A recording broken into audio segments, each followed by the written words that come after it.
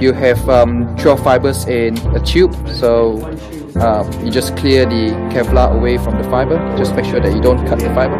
So clear it off, take the Kevlar away, and cut the Kevlar at the base of the where you cut the sheath.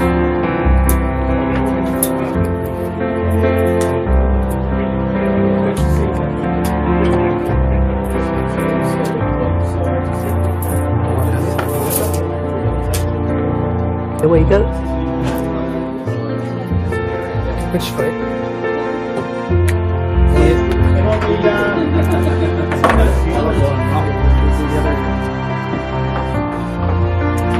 You should pick it up.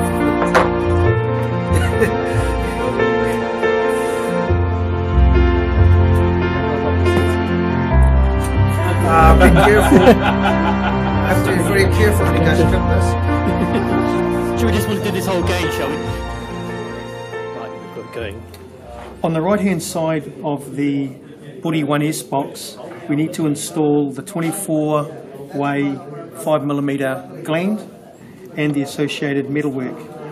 When making an additional drop out of the box, you need to remove the tiers of metalwork to get to the next position available to install the drop. The drops are done simply by perforating the seal and pushing the cable through the seal.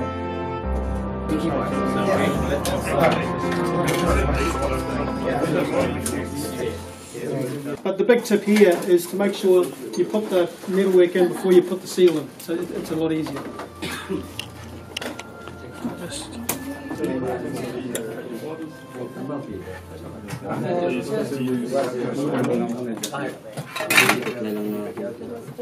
Yeah, let's put this on the bottom. It is on the bottom. Sweet. You got a screw one of those?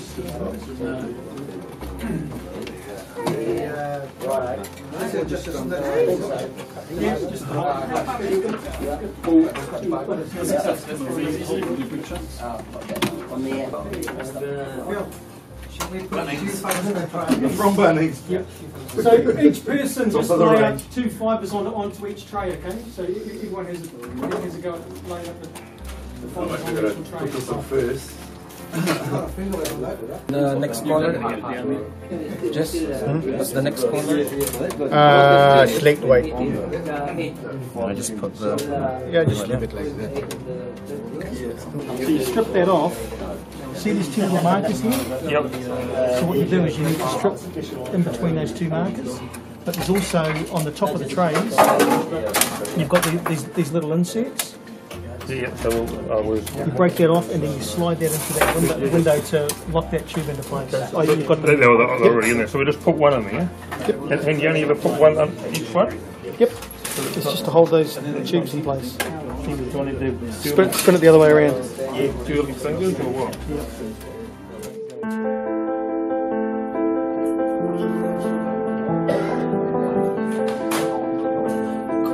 This is the Buddy 2S box with HDU cable installed.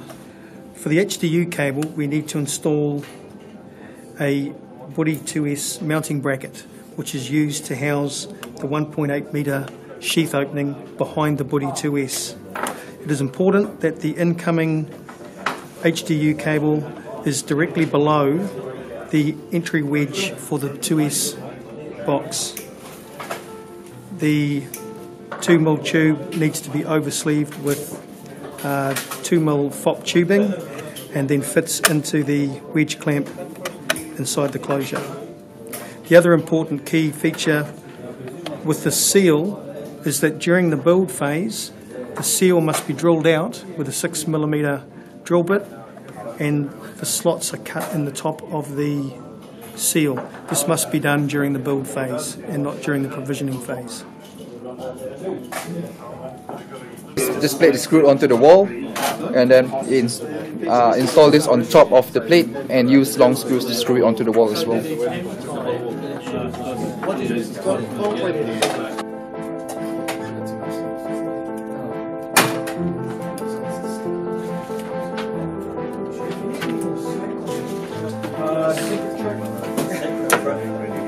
Oh, okay.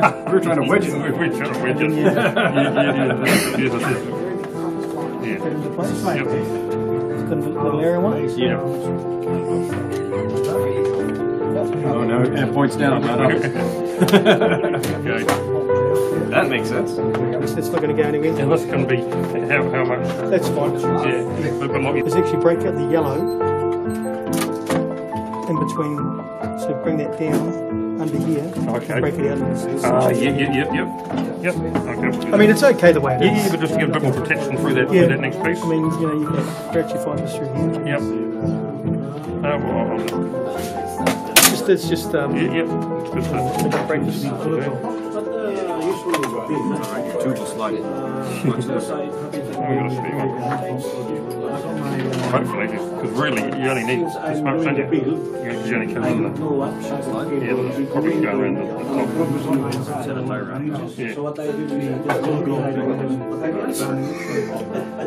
Hey guys, He said bring it up there. Yeah, we're going to be able to just have a look here. just the last thing on the body 2S, the actual rubber seal, the 6-way rubber seal. You need to, during the build stage of so when you're putting it into the build stage, is we need to drill out with a 6mm drill the 6 holes that are at the top of the seal, and then we need to cut open a slot at the top, so that it enables the provisioning guy to be able to just drop in the drop cables when he does the install. But we've got to do that during the build phase, okay? Because if you don't, and the first cable's installed, the guy can't get the seal out to work on it. So make sure that happens.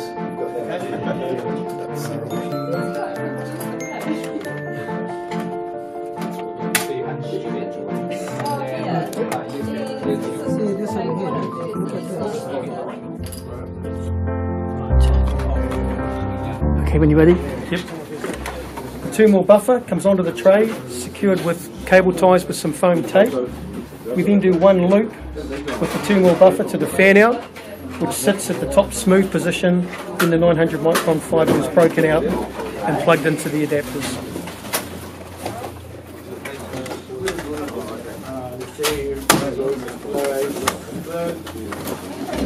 And then we replace the cover.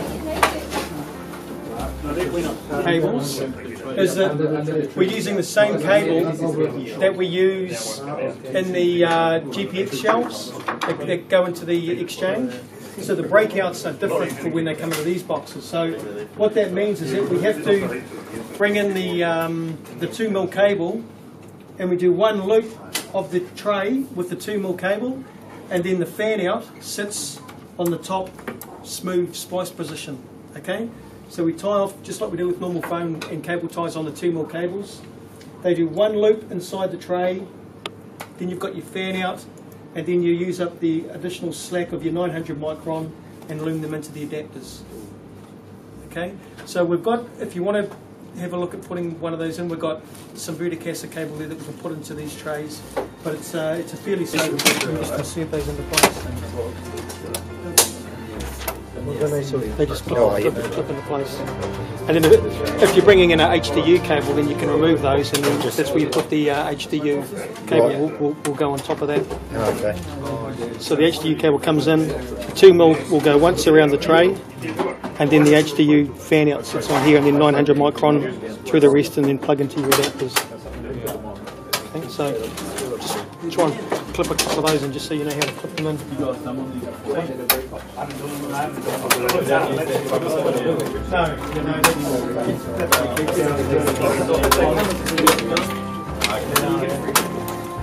It's in Europe they use it in line.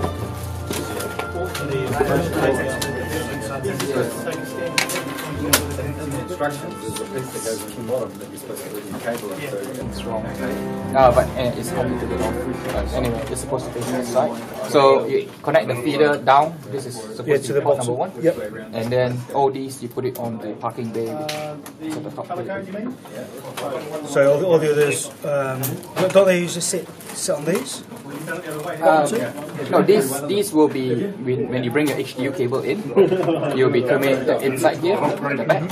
So when you have a customer connection request, then you take one of the feeder and connect it to whichever the customer will put the highest number at the bottom and the smallest number on the top left. So when the provisioner comes, so you always take the top first, number 1, number 2, number 3, number 4. Left to right, way Yeah, then they work their way down. It depends what you can use the RNC.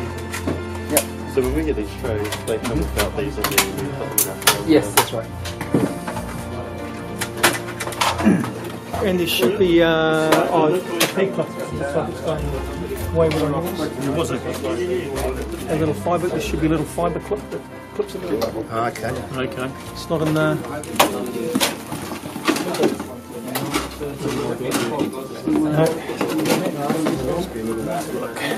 The parking bay, you don't need to take the dust cap off. No, Okay. no, that's fine. Now, Logic would have said these are in numerical order, or are they not? They should be. So 28 comes after 1. So obviously people have just put them anyway. Oh, should I quite possibly, I mean these have been pulled in and out by everyone, but... No. So, for example, level 1, level 2, level 3. Yeah. Customer on level 2, you go to here. Yeah, First one. plug it into there. Yeah. Fibre 1 into the first customer. yeah, that's right. Nice. Okay. That's So this will probably be for example, if you have a circuit splitter, yeah. then you plug your feeder into the circuit splitter. So the splitter, yeah, this goes. Yeah, in there with Mr. PC. Oh, okay. Yeah. Anyhow, so you don't want the smooth. Well, if we're doing verticast, we won't even be using this, won't we? We'll use the new Yeah, you could be, yeah, if you're doing a connectorised pond, yep. So they just clip into place like that.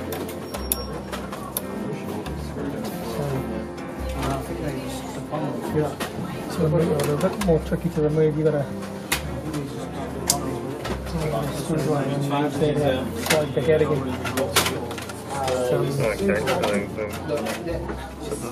they don't need to screw it out, it's literally clip it. That clip in and then clip back out again. Okay. And then that's what. Exactly that.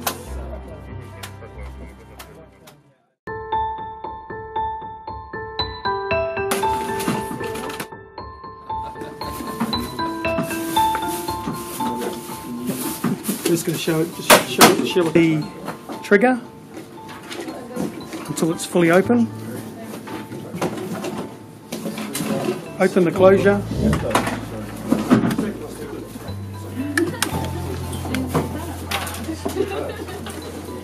Open the gel block.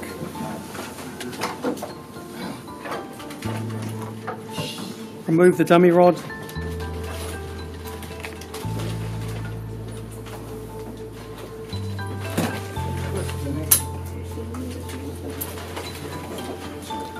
Get the express drop.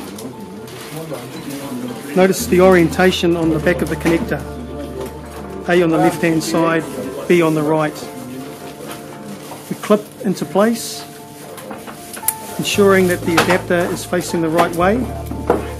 Drop it into the strain relief and through the gel block and replace the gel block. Close the lid and clamp the closure. Ensure that the through adapter is always installed the right way. And what we mean is that the semicircle is facing to the right hand side of the adapter. Housing. And then in the back of the tray mechanism you've got a this metal bracket that we use to actually loom all the fibres up, strip the fibre back, and then we clip it all together. But the first thing that we've got to do is, if you look in this closure here, there's a little screw in there, right?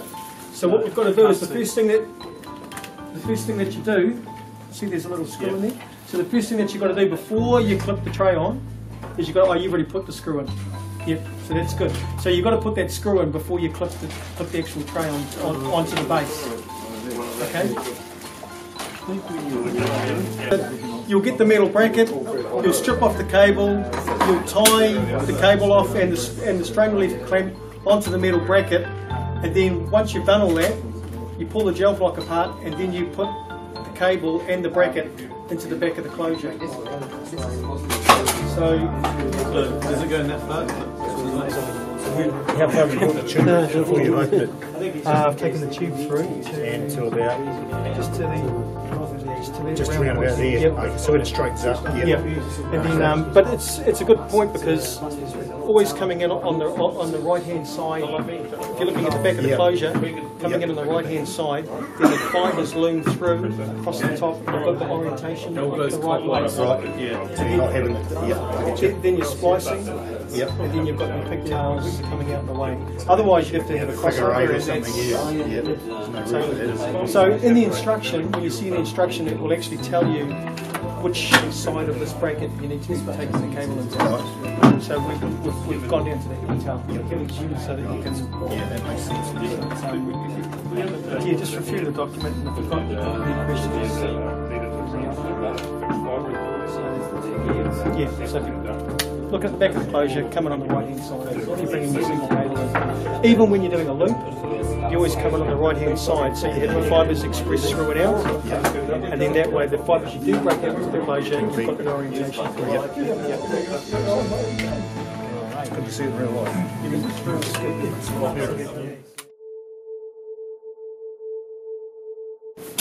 Okay, but we don't want to. We want to mount them here. If we mount them in the very rear position, what happens is when we put them into the GR3 F rack or the IFFP, the door won't close. Oh, exactly. So we need to make sure we put them there. Okay, it's it just recesses the cabinet back just a fraction, so it's quite important though. All right, and there should be a little Allen key in the kit here for you to use as well. So we've got those, and then we have. If I could just borrow one of those trumpets. So that you don't have to feed a fibre through and then go and do all your patching. You can actually just drop the fibre through the slot and working on from the front of the tray, you plug the fibre into the fibre within the drawer, work your way back and then just drop your fibre into the trumpet so you're not having to feed anything through. And then once you're finished, close the trumpet. Okay? So they're designed to open for when you're working on them and close them when they're shut. And the reason we do that is when you start getting a few fibres in there, you know, 144 two mil fibres in there, we don't want them riding out the slots. So close the trumpets. So if you're out on site and you see some trumpets open, just close them. Both sides too, network side, cable side and patching side. Now the other key thing that'll get you to do, or the orientation, is that when we go to put the ears on, we don't want the ears mounting on the very back of the drawer. Okay, because you can. There's two mounting positions. You can mount them on the very back, or you can mount them through the centre slot. We want them through the centre slot because have you got an ear? So you can mount them in that position there, where they're at the very back of the drawer. We don't want to do that because that pushes the drawer forward, and when you get into the IFFP wall cabinets, you can't shut the door. So we want to mount them in that position, which is the forward position. Okay? Sure. Not in that position. Okay? There should be Allen keys will come with the kits and the screws and everything to screw them into place. So you can screw those on if you want to, but it's fairly straightforward. The other thing, the trays do come in different orientations. The reason for this is the early splitter cabinets, the splitters that we used to use could only ever exit to the left hand side, so we were forced to have to change the orientation. Now with the IFFP wall mount cabinet that goes in the basement, it's the same orientation as the central office. So the only time you're going to see the opposite orientation is going to be in the bullet cabinets. But from now on in, everything's going to be as you find them in the central office. So we've changed it. Okay? So if you do see wrong orientations, it'll be because they were for the splitter cabinets. You can change out the islands by popping them out. The only problem we have with that is that you can see here the numbering on this tray is on the splicing side. where you really want the numbering to be on the provisioning side. So changing the islands does still create a bit of a problem for us because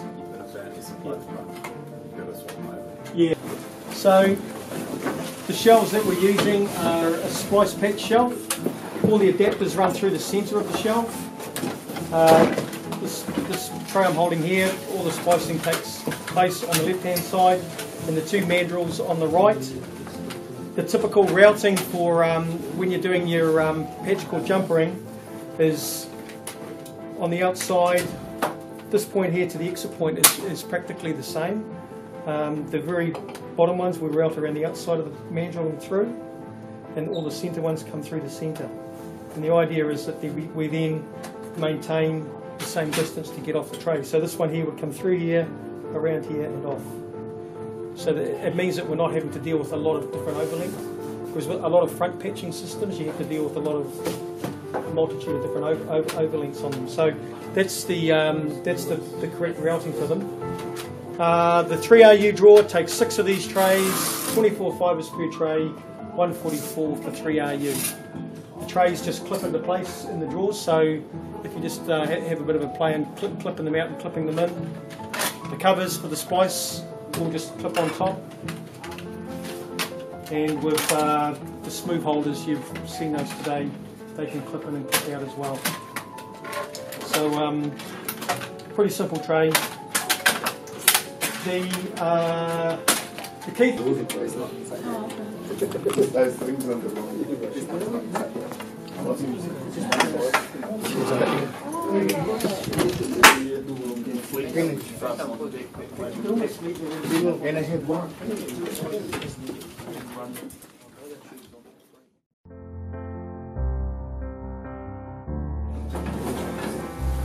Just make sure everything's packed up. Yep.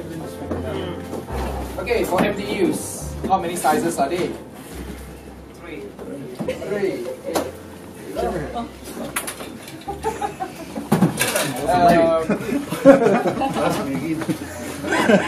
What's the medium size MDU? 8 and 48. Yes, there you go. What's the limitation of HDU cable? Yep. Go.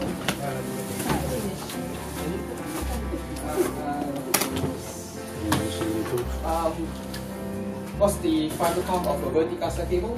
144. Running out of head. What else? What's the breakout for the 41 series? 120.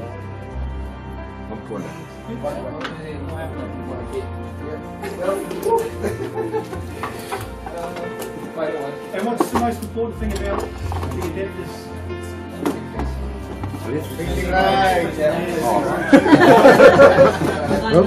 Right, that's it.